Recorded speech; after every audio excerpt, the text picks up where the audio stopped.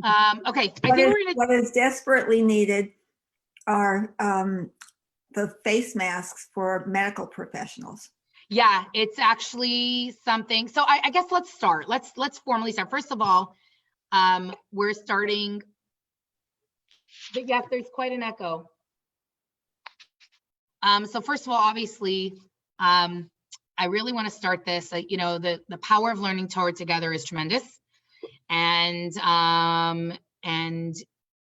we have, when we're sitting together, we have a chance and an opportunity to really create some sort of shift, both within ourselves, within our homes, within our families. And obviously we know that starts with us, right? So if we're shifting the way we see things and the way we're experiencing things, and it trickles down into many different areas of life. So usually when we're sitting together on Wednesdays, and I'm like sitting here with my own coffee cup, I have coffee and it's good, but it's not as good as, like, it's not as good to drink it yourself. Trust me.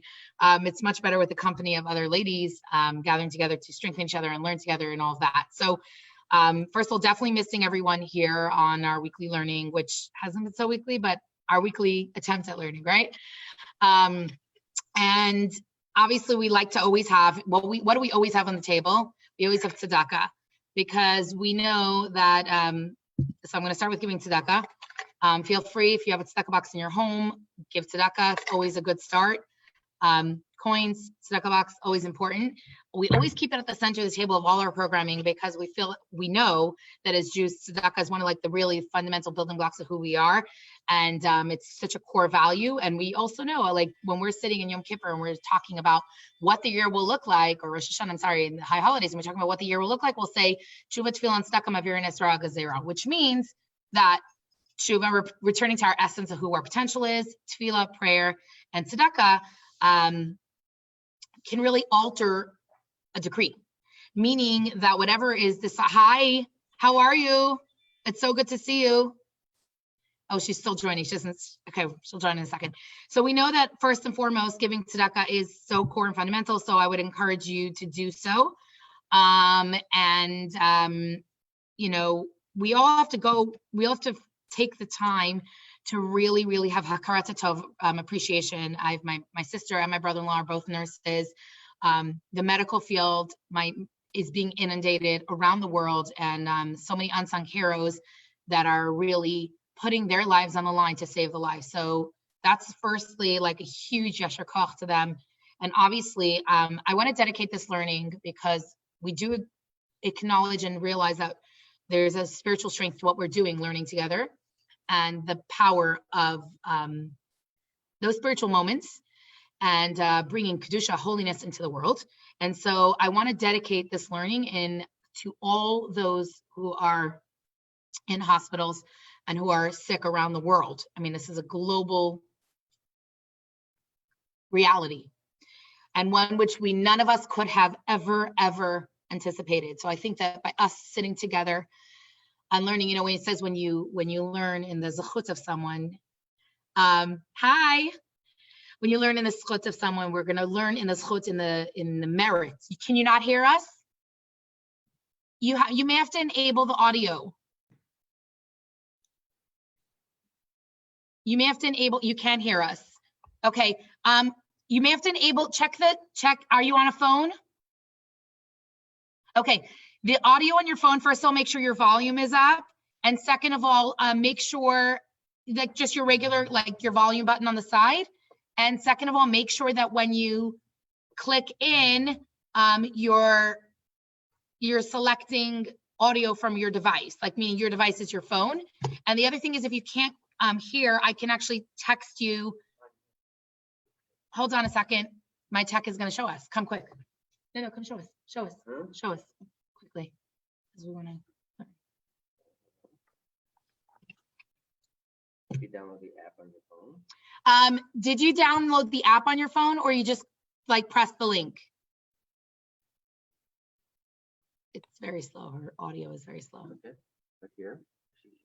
On the bottom. Show it on the screen.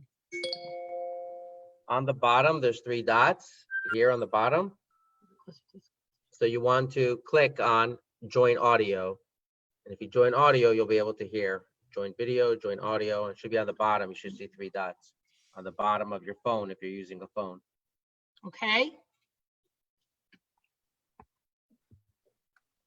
Uh, it says call via device. You hear us? Awesome. Okay, perfect. I'm really glad you got in. All right. So we were just saying two things. I'm just going to recap and then we're going to just go from here because so we can move forward. Oh, mazel tov for the baby. Mwah, delicious. It's so wonderful. Okay. So obviously we understand that we always start with tzedakah when we're learning anyway, and especially during these times because tzedakah is so fundamental to really altering and shifting reality in the world. And it's so fundamental to our Jewish values as who we are. We know during high holidays, like I said, we said Shuvat Tefillah and Tzedakah can really change the decree. And there's no doubt that what's going on, there's something global going on. Can you shut that door because there's some noise coming from there?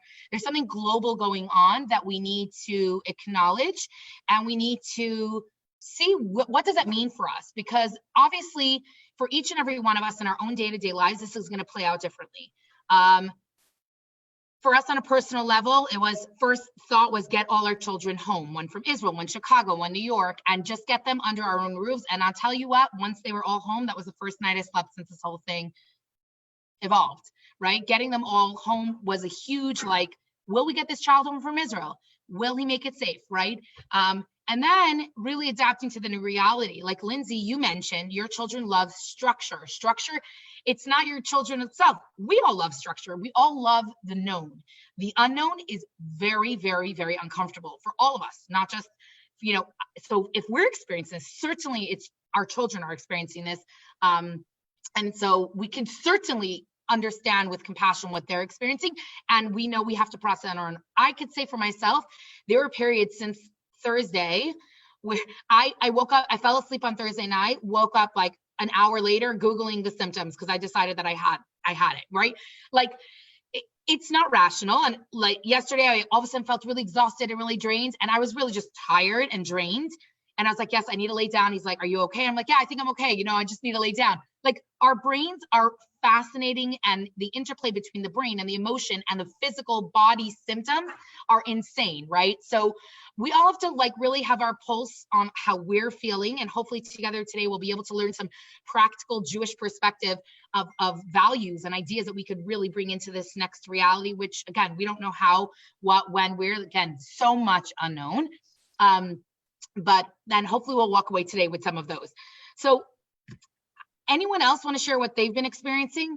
Anyone want to jump on with their audio? I mean, I know Lindsay, you shared your children need, you know, are craving structure, and this is challenging for them. Well, as an older person, most of what I'm dealing with is my children being extremely protective. I mean, we are in quarantine and nobody's sick here. Yeah. Because they're, you know, on both sides, they're in the medical profession. So, you know, they basically, the last word I heard from my daughter-in-law, whose sister is an emergency department doctor at St. Joe's, is the last thing she wants to see is you in her emergency department. I have to say, as a daughter of, you know, my parents and my in-laws are both elderly. I've called to check on them. I've called to like stay put, don't go anywhere, you know. And I have to say, even for my own kids, of, you know, having one coming from Israel, one coming from New York, one coming from Chicago, all being on a flight, we've basically told them like, you're not going anywhere. Like our family, we're not quarantined, but we are certainly social distancing, and we are in our house or Chabad house. But Chabad house is, as you could tell, empty. And as I was saying in the beginning to Sarah, in the beginning, our students were really like confused about this. Like, what are we doing? And why? What do you mean? No Shabbat? No. And I said, right now, our moral obligation is to those who are immune compromised, to those who are elderly. We have a responsibility that we are taking. Yes, a young person, please God, they'll just have a virus, they'll be okay. But we have a responsibility. And that responsibility, we have to listen to the CDC, we have to listen to the World Health Organizations, we have to listen to our doctors, we have to listen to our professionals, we have to listen to our local government. And so, you know, Yessi and I have really, aside from, like I said earlier, our personal, our family level, it's really the Chabad reality has totally changed. Yeah. So we have to dial it back and say, who's the core of who we are, right? Running this Chabad house. What are we as a Jewish Aggie family? What are we as spiritual leaders in this town? Mentors in this town, friends in this town, And what does that now look like, right? So if our core identity is to nurture and care for every single person that walks through these doors, well, even if you're not in these doors, hi, Sharon, we want to be there for you. Hi, we want to Sharon. help you. Sharon, how are your kids? How's everyone going by you? Well, hey, get over there and start working.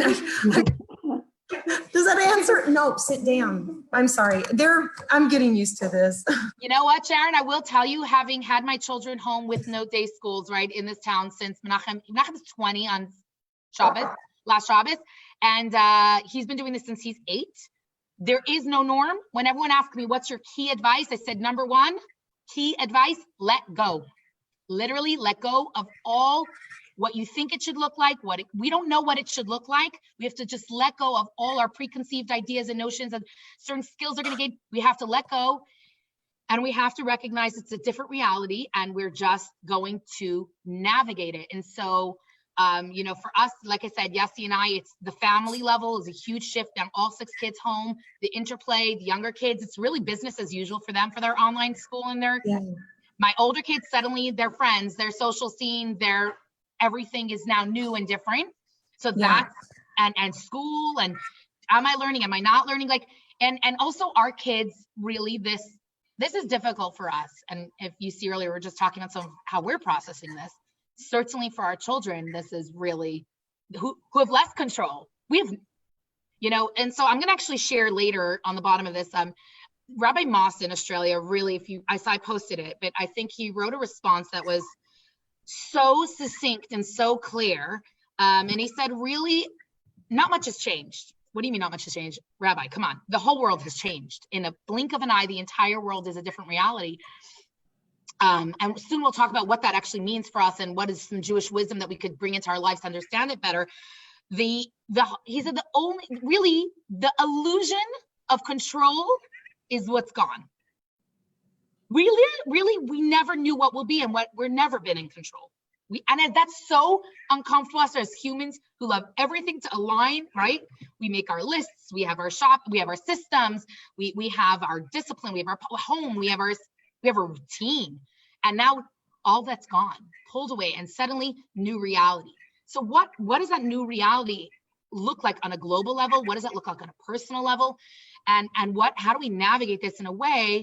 And we're gonna look at 2 incredible sources, and I'll share with you these sources, links, etc., that can really help us navigate this with more of a clear head. And I said, I personally, since Thursday, I had 2 moments where I was just like so drained, couldn't think, couldn't talk. Like all I needed was my own space, and I had to give myself that. I had to understand that and embrace that. And then when we have more feelings of positivity and healthy mindset and focus, we have to celebrate that. And so it's a new reality, and we have to roll with it and be as flexible as humanly, physically, emotionally, psychologically possible. And we have to be much, easier on myself. I told my friends, I said, this family's learning how to quilt and doing daily workout routines. My family's making sure we don't fight and making sure that we're like staying as positive as we can. Like, I am not like, this is not I'm not learning. It's not happening. Like, I'm going to continue routine as best as we can. I'm going to try to be as flexible as we can. And I think at these moments, we're teaching our children, right? We're teaching ourselves and our children what it means to let go and be present, and be flexible and be forgiving. Anyway, so Shira, I see you joined us. If you want to share with us anything that's going on with you guys, feel free to jump in. At any point. Anyone feel free to jump in this interactive platform. I will share this. Even though it's it isn't probably what we all want, but honestly, I've embraced it because I work full time and I don't get to spend a lot of time with my kids. And as an educator, a former educator, I mean, it's really great to be able to think, hey, wait a minute, now I'm forced to do this. And I'm really glad because I needed the break, the mental break of just the rat race that I was in, and not worrying about getting my kids across town or, getting them to school on time. Everything is just stopped. And I know the rest of the world is probably in chaos, but I'm like, I just need to organize myself. That's all. And I still have to work. So But I'm finding that I'm probably more productive now than I was before. So because you take a lot of the drama away, like right now I'm able to connect with you guys, which I haven't been able to do in some time. So that makes me really happy. So I'm sure, you know, eventually we'll get cabin fever, you know, and that part kind of stinks, but I love just being with my kids. You know what's so interesting? I was thinking about this. There's so many things, if we would have asked ourselves 2 weeks ago, what's important to do in a week, right? We'd have sports and shopping and the gym and work first, obviously, right? And I got all the to-do list, and all of that's been ripped away, and we're at our core. You know, I want to share with you. So I have the zechut, the merit to teach in the local federal prison twice a month, which right now is suspended until further notice, and please God, we'll get back to it. And one of the things when people ask me, how do you feel about it? And I said that the most unique part about teaching that demographic is that all the facade of what we define our lives as, okay, I'm a mother and I have these lists of things to do. I'm an employee and I have this to do. And I am you know, a professional and I'm a daughter, whatever, all the ways we define our day-to-day life are all stripped away, and you get to the core issue of everything. So the question is now, all the things that seemed so important, right, are gone. They're gone. Right now, what is the world telling us is important? Home, family, which I want to share with you, interestingly, as Jewish women and the Jewish people for thousands of years, this has actually been our way, that the home and the family are number one. So when I once was asked, you know, how do you as an Orthodox woman feel like you have a spirit, like a role in Judaism? Like, don't you feel like a little bit like duped or a little bit like shortchanged? You know, you're not reading from the Torah, you're not getting an aliyah, like, where's your place? Do you find it meaningful and fulfilling? And I always found it so fascinating because in truth, Judaism was first and foremost about the home and the family. Really. The synagogue is yes, it's wonderful, but it's only post-temple period. We were Jews for many years before the synagogues became this center. And it's really not the home and the family. You know, when a mom says to me, how do I make sure my children have a strong Jewish identity? I say, light Shabbat candles. Make Kiddush on a Friday night with your family. It's what you do in your home and your family that's really going to send those core values of who we are. And we can even say for ourselves, we have all these different experiences in life that teach us, but the home we come from and the family that we come from really shapes us. And in addition, the homes that we're creating. And I think that like all the superficial relationships are like almost like fall to the wayside. And now it's like core. Like I said, you know, Sharon, I don't know if you were here, but until all my kids were under my roof, Yessi and I both did not sleep. Like until they were like, they're here. You know, I could breathe, I could exhale. And so I think in a way, we're getting this message from the world of what's really important. Like there's some sort of cosmic shift. And now it's about home and family. And you're right, cabin fever may kick in. And that's why, thank God, you know, being outdoors, you can take your kids outside, go for a walk, go for whatever. We're going to have to get creative, but we're also going to have to forgive ourselves. And we're like, you know, so I saw this meme that said, you know, I've been home and now I'm getting to know my wife and she's a pretty cool person. Right?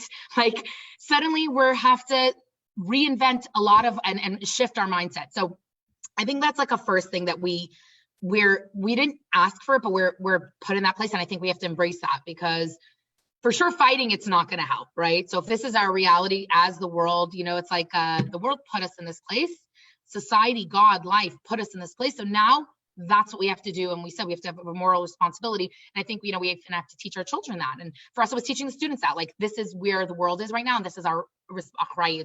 This is our responsibility to keep others healthy. So I actually Sharon, I concur. I agree. And I think, I guess, for, let's say, like Sarah or my parents or my in-laws, this is a different level. Like my kids were in Houston, they didn't see their grandparents. That was like very hard for them. This was hard for them, hard for the grandparents. So I think though, you know, we have to embrace it. So what I wanted to do is so that we actually walk away with some practical thoughts is like, really the world is shifted and quaking. And I think this number one lesson, like right away, I saw this in a second. I was like, whoa, you know, we think we all operate in our own centric reality. And we're literally like this. Wuhan, China, College Station, Texas, California, it's one. And really, Torah tells us that this illusion of separate realities is just an illusion. It's all God's world, and we're all part of that world, and we are connected. We're all here for a purpose, and we're all here for a reason, and there's a bond that we share. And yet when I speak a different language and I live in a different place and I have a different culture, I could think it's just me. I'm operating my own reality. We all know that's not true. We all are all interconnected. And now I think that unity and that interconnectedness, wow, we see it differently. So I think there are some massive cosmic shifts. One, family being core and center. Two, we're all interconnected. And what happens in one place, you know, Maimonides, Rambam says that at every given moment, and it never made as much sense as it does right this minute, at every given moment, we have to see the world on a giant scale, and our actions can tip the scale in either direction. Okay, so how did that make sense? A week ago, it was a fundamental belief in Judaism, but how did that resonate with us in a deep way? Not necessarily. Not necessarily. Now we understand. Now, yes, me choosing to stay at home and not go out and not go to the supermarket, not go to the bars and not go to the theater and not go to karate and not go to all the things that I used to define myself as 2 weeks ago is changing the world, right? You know, that story I've often talked about, we've repeated this before, but you know, in my 20s, I thought I could change the world. In my 30s, I thought I can, we've talked about this before. So we all know the story. In my 30s, I realized I can't change the world, but I can actually, maybe I could change my country. And in my 40s, I realized I can't change my country, but maybe, and then, it goes on to my family and my community, my family. And then in my 60s, I realized if I changed myself, I can change the world. And that's what we're finding right now is we have to be that change. We have to work on ourselves. And it starts in our little own microcosm, in our own little home. So interestingly enough, like I said, when we talk about what the world is experiencing, right? So we're all kind of dialing it back to who we are in our homes. And we all have to realize our behavior and interactions. And again, this is something that we really have to drive home to the students in a real clear way, really is changing the world. And how do we do that though? How do we do that? So first of all, by trying to create a space in our homes that are positive. And the second thing is that realizing that our actual very little actions will change the world. So in this talk, it's called Basi Lagani. Feel free to Google it. In this talk, it was the first talk that the Lubavitcher Rebbe, this is, okay. Basi Lagani is a Hasidic discourse, but it's the first talk that the Lubavitcher Rebbe gave when he became Rebbe. And actually was a continuity of a talk that his father-in-law, the previous Rebbe, had given. And that's actually how the Hasidim knew, the Rebbe's accepting leadership, because now he is continuing with where his father-in-law left off. And he was also giving a Hasidic discourse, which was reserved for Rebbe's. It was a deep mystical ideas being brought into this world, into the reality, and expanding on deep mystical concepts. And in Basi Lagani, the Rebbe opens up with quoting Shir Hashirim, and I'm happy for, as we continue to learn, to share sources with anyone, links, etc. And the Rebbe goes on to quote Shir Hashirim, and Shir Hashirim is very romantic, right? Song of Songs, and it's talking about a bride and a groom, or a husband and a wife, and it's really an analogy to us in this world. And it's one of the books. So Shir Hashirim, I've come to my garden, my sister, my bride.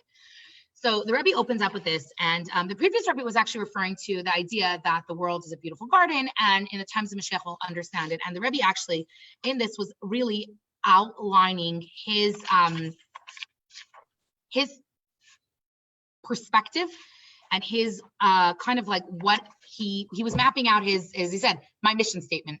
Okay, and the mission statement that the Rebbe went on to say, and I'm going to read almost from a talk based on that, is that often you could look outside and you could think the world is a jungle. It just looks like a jungle, a lot of chaos. Right now, we could look at the world that looks like an absolute upside down, right? Whatever realities we knew shifted. And when we look with our physical eye, our physical perspective of reality is we could really wonder what's happening. And this guy, the Rebbe said these words in 1951, okay? When we look about with our physical eye, we only perceive the physical aspects in all that we see, and we naturally wonder what is happening with this world.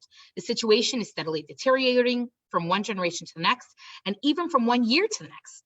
Goodness does not prevail, Conditions are not improving. Holy and spiritual values do not dominate. This is especially true for Jewish concerns. Our nation has always been a small minority among the world inhabitants, and this is certainly the case today.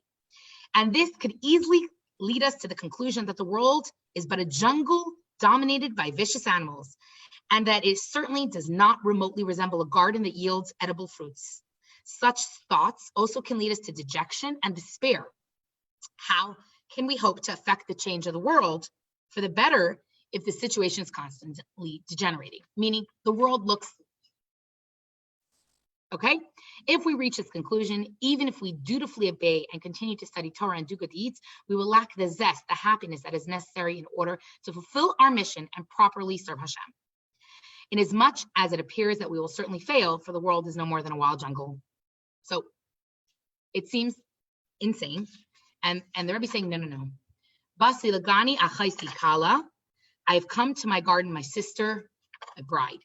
The idea being that God's presence is actually, this world is God's garden. And not just a garden that's like, overrun with weeds and neglected, a beautiful fruit-bearing garden. And we, human beings, are actually the caretakers of this garden. What does that mean? So Rashi asks, when did God reveal himself in his garden? And Rashi answers at the inauguration of the Mishkan, meaning the first temporary dwelling place that God commanded the Jewish people to build when they were traveling through the desert was the Mishkan. And this is actually a prototype for our life, which we'll talk about in a second, what that actually means. And if you look at the parshiot that deal with building the Mishkan, extensive details. I mean, parsha after parsha looks like, FIT or Architecture Digest, right? Materials and fabrics, and the Torah, which is so lofty and spiritual, deals with all these nitty-gritty physical details of how to build this home, this Mishkan, this temporary dwelling place for God. And yet Rashi is saying that's when God came into the garden, right? So God created this world, concealed himself within the reality of this world, gave space for our physical eye to see reality differently, and gave us instructions on how to build this home, this dwelling place for God. And God says, interestingly enough, the Asuli Mikdash, in the command to do this, make for me a dwelling place, v'shachanti b'sochem, and I'll dwell amongst you. Doesn't mean amongst us, the general whole, it's amongst you, Sharon, you, Lindsay. The language, the grammar is very about each and every one of us. Meaning that creating this home for God, which Rashi explains is the first time God came into this garden, yes, is a command that actually is still relevant in 2020. And if anything, as we could see, hi, sweetie, even more so. Mustia Lazarov, are you supposed to be in class and you're joining our Zoom? Hi, Mustia. She wants to learn Torah too. Mustia, you're going to say hi? She must be on a break, right? Mustia, you must be on a break, right? I'm sure she is. So what is it about this garden? How are we caretakers of it? What do we practically do about that? And why do I need to know in 2020 the details of how God created or commanded the Jews to create this Mishkan, this dwelling place for him, with all the details and all the nuances that, again, I'm not an architecture, I'm not designing fabrics. Why do I need to know this? So interestingly enough, first of all, understanding that for God to create a reality of a world, something from nothing, okay, God, one chapter, not even a full chapter dealing with creation of the world, and tons of chapters of Torah dealing with creation of a dwelling place for God. We need to put in a lot more effort to make God feel at home here. And that's actually why God created this world. Make a dwelling place for me. I want to feel comfortable in your life. So we could look at it on a global level. Okay, this world, God wants to feel comfortable. Or we can now take it very, very personally into our own homes. I was speaking yesterday to an alum who had planned on coming here for Pesach. And she says to me, what am I going to do? I can't come. And I said, you're going to make Pesach in your home. She said, how do I do that? I don't know how to. I said, you will learn how to. Right now, our definition of Judaism isn't the synagogue. It isn't the Hebrew school. It isn't coming together to daven in a minyan. It isn't coming together to learn together, it's actually bringing Judaism home, which is where we can strengthen, which is where we could bring light, kedusha, and make God comfortable. I remember when I was a young girl, the Rebbe actually gave a talk about this idea of creating a dwelling place for God, because we know that the Torah is Torah Chaim, it's a living Torah. We know that it's a Torah that if God wrote, if the Torah is in the Torah, it's written that understanding creating a dwelling place, a mikdash ma'at, or a mikdash for Hashem to feel comfortable, then it's relevant to me, right? In 2020. So how? Why do I need to know what went on 3,500 years ago? Because in 2020, I'm supposed to focus on my own home, my own dwelling place, my own mikdash. What does my mikdash look like? What does my mikdash feel like? Okay. And there are a lot of practical ways to do that. And it starts with our mindset, right? But it starts also with very, very practical actions that we can take to make our homes a space where God is comfortable. You know, interestingly enough, and I wish in the future, I will have a little whiteboard to illustrate things, but the Hebrew word for world is olam, right? And the Hebrew word for eternity, or the Hebrew word for eternal, is le'olam, which could mean forever or eternity, or it could mean le'olam, to the world. Interestingly enough, this same word is used to define concealment, helem. Hi, sorry. Unit has been texting me. Here. Oh, it's working. All right, never mind. I was going to try to include you by phone, but I'll hang up and go do it. So interestingly enough, perfect, thank you, thank you, Sarah, for being so caring towards everyone. You really are amazing, thank you. L'chaim, to lots of health and nachas from the kids and the grandkids. All of us health, but. Thank you. So what we're saying is that the word for concealment is helem. The nature of this world is that God is concealed. That means we don't necessarily see God's hand. We look at what's going on in the world. Where are you, God? What's going on? Are you asleep? Are you on vacation? Like, why? And yet we have to understand that's how God created this physical reality. Like the Rebbe said, you look with your naked eye, with your physical eye, looks like a jungle. But yet we are the gardeners in that jungle. And it starts with our own little jungle at home. Okay? Our own little children, our own little homes, our own little families, and where we could see how we could bring godliness into that. And I would love to actually pause and maybe go around and everyone could share of how they could bring a little bit more light into their own home. Anyone want to start? Just share with us some thoughts of some practical ways we could bring some light and holiness and kedusha into our own home.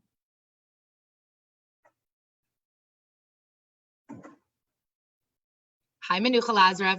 The Lazarev children are very excited to join Torah learning. Mommy. Hi, Menucha. She looks very concerned. Menucha, maybe you could share with us, unmute yourself, how could a person bring more kedusha and more light into their own home to make their home a mikdash ma'at, which means a little mini mikdash? Maybe Musia also you want to share with us. How could you bring more kedusha into your home, more holiness, more goodness into your home? Girls, if you're on, you can't hide. You could share. They're shy. Suddenly they're shy. Anyone have any thoughts? Shira? Carmel? Anyone have any thoughts of how we can bring more holiness or more light into the home? Sharon, unmute yourself so we can hear you. Hold on. I'm going to try to unmute you. Oh, okay, I got it. Yeah. I mean, something simple like tzedakah. I mean, it's just putting something, you know, so that the children remember and getting out of themselves. Oh my gosh, you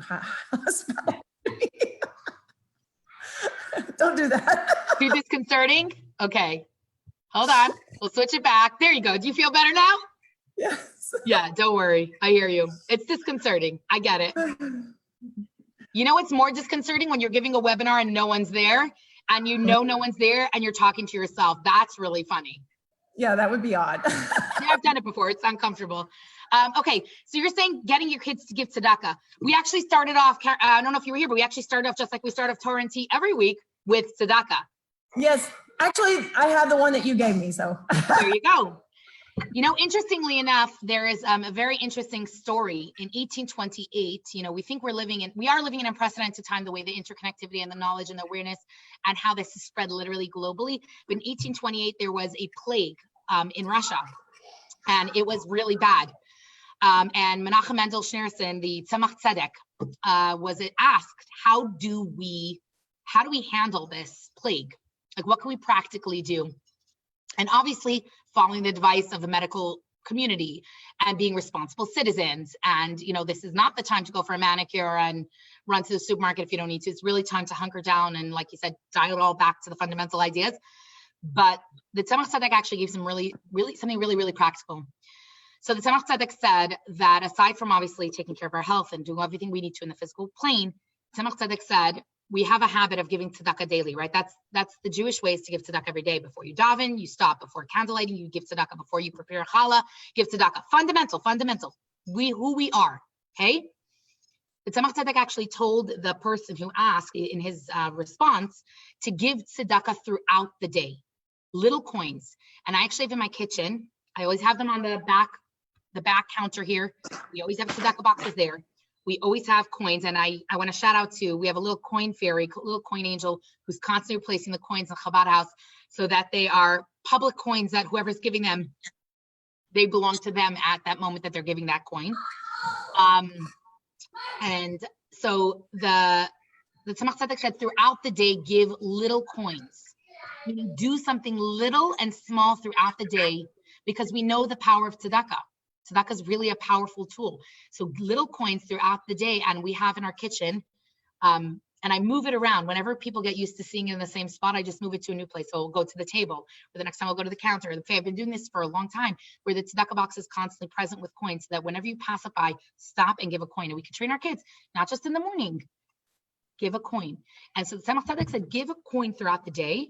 And the second thing is Tehillim, Psalms.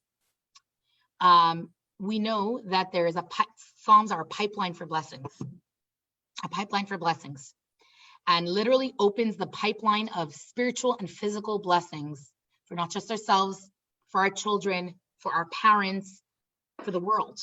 And so we shouldn't underestimate the power of what we can do by actually saying Tehillim. There's an interesting medrash. There's in the medrash it talks about, sorry, not the medrash. Apologize, wrong. It definitely was on the wrong spot. It actually discusses in Bereshit when it talks about the story of Jacob, and Jacob had a very challenging life. He ran away. You know, his brother wanted to kill him. He's living with a father-in-law who certainly was not an ethical, moral human. I would say, you know, Lavan definitely is the archetype of dishonesty and toxic behavior, if you'd like to call any other relationship. We want to use modern day lingo. And in the Chumash it says, I was in the field by day when the heat consumed me and the frost at night, and my sleep wandered from my eyes. Okay. Yaakov is describing a very difficult situation. And Yaakov says, and the Midrash actually explains that Yaakov, while working for Lavan, would sing 15 psalms that begin the word with Shir Hamalot. So when you open the Tehillim and you see the psalms that say Shir Hamalot, those were the songs that gave Yaakov comfort and solace and brought blessings into Yaakov's life. And Yaakov had to go, hi, Lindsay. Now we get to see you. Hi. I actually have to run to a 1:30 meeting. Yeah, we're going to actually jump off at 1:30, and we're just going to have a few more practical takeaways. Lindsay, can you share with us a practical way that you can bring a little bit before you jump off? You know, in spite of not having or being able to find a lot of flour around town, our plan right now on Friday is to, where my kids would normally be in school, they're going to make challah. Amazing. So we're really excited about that. And I'm also just really excited that I got to be here today, because usually I'm at work and I don't get to join you guys. So this has really been a blessing for me, and I'm glad you put this on for us. There's a miracle to what's going on. right? Can you imagine if we went through this 10 years ago as a world? We didn't have this ability to connect and strengthen each right. other and look out for Beat each that other. off. We're living in historic, miraculous times. Yes. We are. Right. As Mhm. hard as it is to embrace, and again, not to diminish, and we said earlier, not to diminish, God forbid, the pain and the suffering, the fear, the trauma, all of that is real. And we started off with that. That is a reality. We need to pray for those who are suffering or are traumatized. You know what's so interesting? Aside from Yaakov, and I'm going to kind of segue, and thank you, Lindsay, for sharing that. And I want to actually say Thursday night at 6 p.m., we're going to do a live challah bake me, Masya Menucha, and we're going to stream it live. So get your ingredients together and join us in baking challah. We're going to do it. And Lindsay, if you need flour, I have. Okay, you can swing Excellent. by. I may take you up on that. Let me know. We have more flour than we can use between now and Pesach. So now that I'm not Excellent. making 45 pounds of challah a week, you know. Right. All right. Good I'll flour. keep it that in mind. Yeah, Thank you. text me. So right. there's another interesting thing that aside from things that we can bring into our own home, and if anyone else on this call wants to jump in and share with us some ways that they could feel like they could bring more holiness and more light and more kedusha into the world, feel free to jump in. Like we said for sure tzedakah, and the second thing that Tzemach said was Psalms, and even we know that Psalms are so powerful. You know, if we knew the power of Tehillim, we wouldn't stop saying it. Like it's really powerful. So say our own chapters, or if there's someone we're specifically worried about, we say their chapters. Feel free. You know, it's a really powerful thing that we can do practically. And the other thing is, like we said, keeping our own homes, bringing light into them, and realizing the power of our homes and taking responsibility and bringing light into that is tremendous. But I wanted to share with you something interesting. There's an interesting story, and anyone jump in at any time, please feel free. There's an interesting story. We know the story of Joseph, and Joseph had certainly a traumatic life. If you know, we could describe trauma, you know, sibling rivalry, and he sold into slavery, and his brothers had tried to kill him, and then they sold him to slavery. That was the nice thing. And then, you know, his boss, someone's phone is ringing. His boss, whoever that is, you may want to try to mute yourself. I can't, for some reason, mute you. It's definitely not my phone. Yes. Is there a way to see what's going on? Hello. You have reached Eldon Reagan at Reagan Custom Builders. Please leave a message and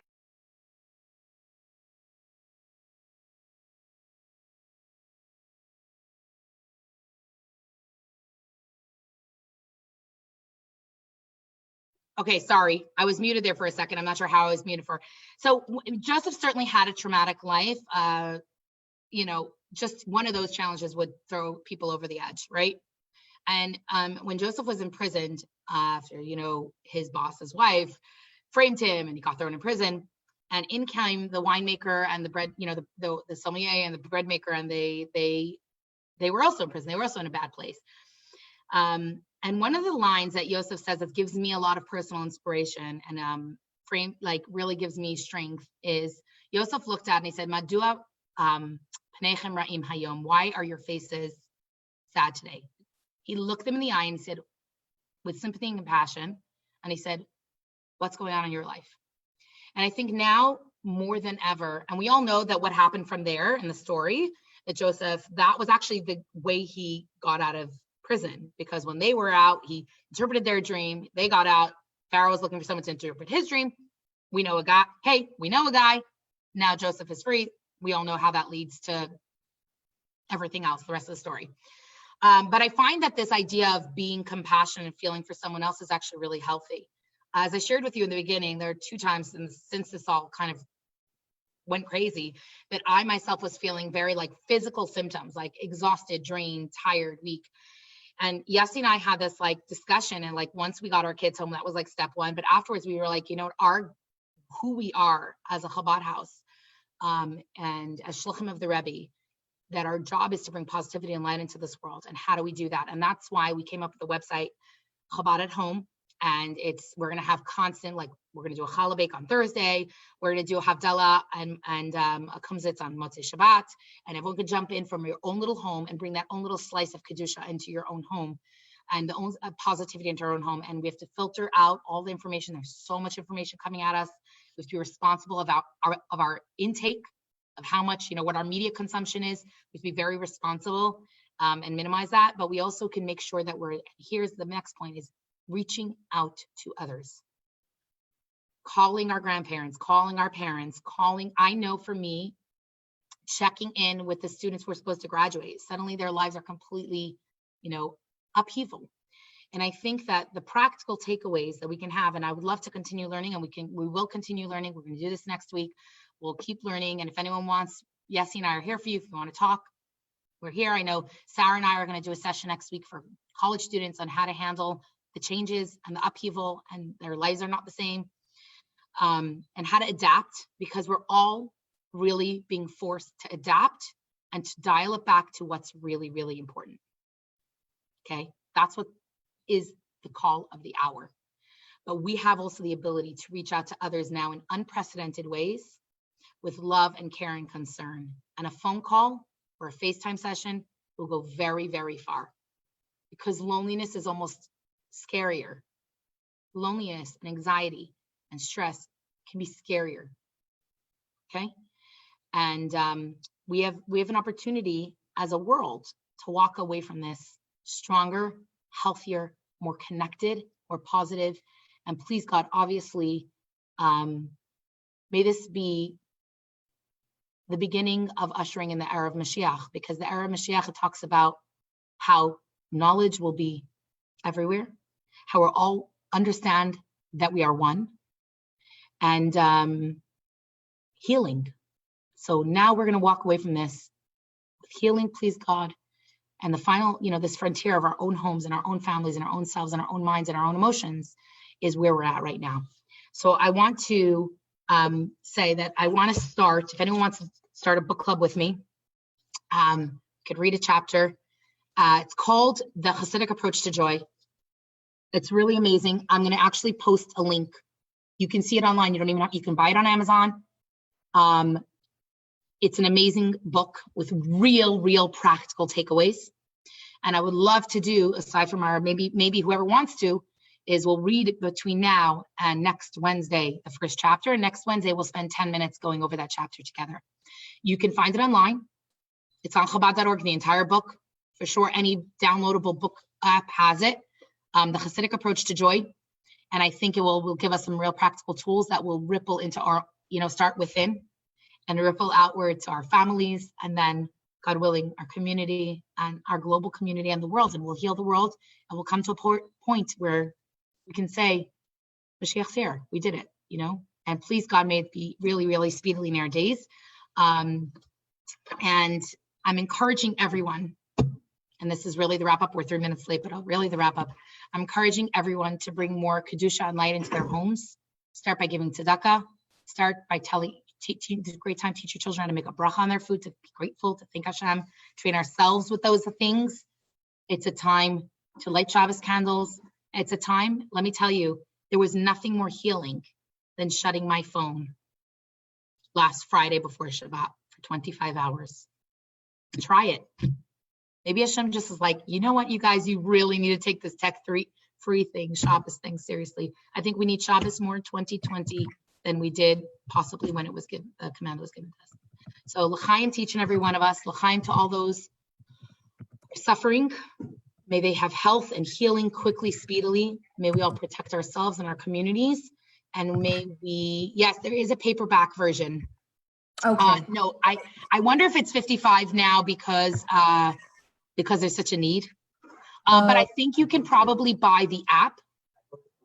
Okay. Yes, he posted a link in the chat to the actual book.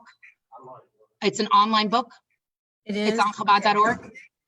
Because I was just looking on, where is it at? Oh, online and on Amazon. Yeah, I see an audio cassette. I'll keep looking, but if I can get the ebook. But the link you see in the chats, Sharon, in the chats, there's the link to the book. Gotcha. Okay.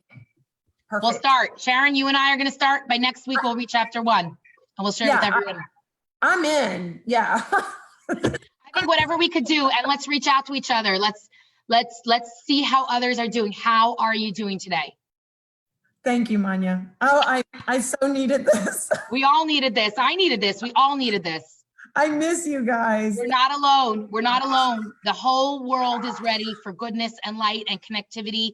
The challah bake is going. I'm gonna post the recipe on ChabadAtHome.com so everyone can have the ingredients. The basic ingredients are flour, oil, sugar, yeast, water, egg, salt.